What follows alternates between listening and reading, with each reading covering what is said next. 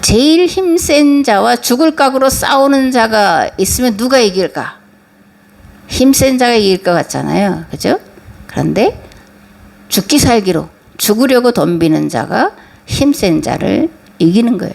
왜냐하면 죽고자 하는 자는 살고 살고자 하는 자는 죽기 때문에 그런 겁니다. 아멘. 17절에 보면 지극히 천한 자를 왕위에 세우신다 이렇게 되어 있는데 이게 무슨 뜻일까라는 거예요. 이 말을 유대인들은 안티오쿠스에 대항하여 모데인이라고 하는 시골의 제사장 마타디아스와 그의 5명의 아들들이 혁명을 일으킨 것을 말한다고 생각을 하고 있습니다. 그래서 마카비서에는 안티오쿠스 군대를 이긴 사실이 기록되어 있고, 그리고 이러한 마카비 혁명을 통해서 유대는 지중해 연안에서 유일하게 헬라 문화와 이 헬라 군대의 무력을 막아냈을 뿐만이 아니라 독립을 쟁취했다라는 것을 알 수가 있는 거죠. 아멘. 그렇다면 오늘 하나님께서 세우실 지극히 천한 자는 누구일까? 세계화 공동체인 교회와 성도인 줄 믿습니다. 아멘. 가장 큰 자가 가장 작은 자고 가장 높은 자가 가장 낮은 자인 것이 자연의 이치와 원리이고 영성의 원리이고 하나님의 법이기 때문에 그러는 거예요. 로마 제국을 복음화한 자들이 누구였냐라는 겁니다. 날아온 돌멩이인 교회였다라는 거죠. 묵묵히 고난의 길을 가고 기쁨과 감사로 순교의 길을 간 성도들이 로마 제국을 복음화시킨 거예요. 하나님께는 가장 연약한 자를 들어 가장 위기를 가장 큰 기회로 바꾸실 수 있는 지혜와 능력이 있음을 믿습니다. 아멘. 바벨론의 느부갓네살 왕은 어떤 사람이었을까를 한번 생각해 봐야 되는데, 예레미야는 뭐라고 말하냐면 느부갓네살은 이스라엘을 심판하기 위한 하나님의 도구라고 말하고 있어요. 근데 이것을 입장을 바꾸어서 하나님은 그러면 느부갓네살을 어떻게 생각을 하고 계실까? 물론 이스라엘을 계약법으로 하나님께로 돌이키도록 하는 도구지만, 그러나 그도 하나님 앞에서는 존귀한 자녀였다라는 겁니다. 그래서 꿈을 통해서 그리고 다니엘을 통해서 느부갓네살이 돌이킬 수 있도록 기회를 주고 계신 것을 또한 우리가 읽어내야 돼요. 아멘.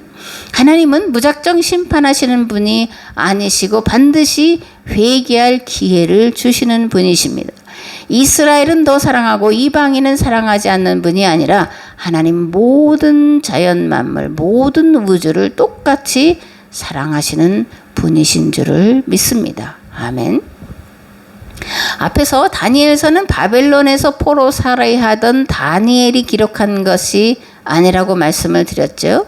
기한 이후에 당면한 가장 심각한 위기를 극복하기 위한 방법을 제시하기 위해서 기록한 것이고, 다니엘처럼 여호와 신앙을 지키고 죽으면 죽으려는 믿음을 가지고 유대인의 정체성과 신앙을 지키도록 독려하기 위해서 다니엘서를 기록했다라는 겁니다. 헬라제국 시대에 이 안티오쿠스, 하도 들어서 여러분들도 이제 기억하실 텐데, 안티오쿠스 4세는 무력으로 유대를 점령하려고 시도했어요. 왜냐하면 애굽을 이기고 나서 그 애굽에 치하했던 이제 이 가나안 지역을 자기 손아귀에 넣으려고 시도를 했습니다. 성전에 제우스 신상을 세우고 돼지로 제사하도록 강요했는데, 유대인들은 이것에 대해서 어떻게 대항해야 될까, 어떻게 대처해야 될까 고민하고 있을 때 다니엘서가 그 방법을 제시하고 있다라는 겁니다. 이들은 다니엘서를 통해서 신앙으로 무장할 수 있었고, 그래서 헬라 제국의 문화 침략을 막아낼 수 있었고 독립을 쟁취할 수 있었는데, 이것이 마카비 혁명이었다, 이렇게 계속해서 말씀을 드립니다. 다니엘이 포로로 있을 때 바벨론은 세계 최강의 제국이었죠. 그리고 다니엘서가 기록될 당시에 세계 최대의 제국은 헬라 제국이었어요.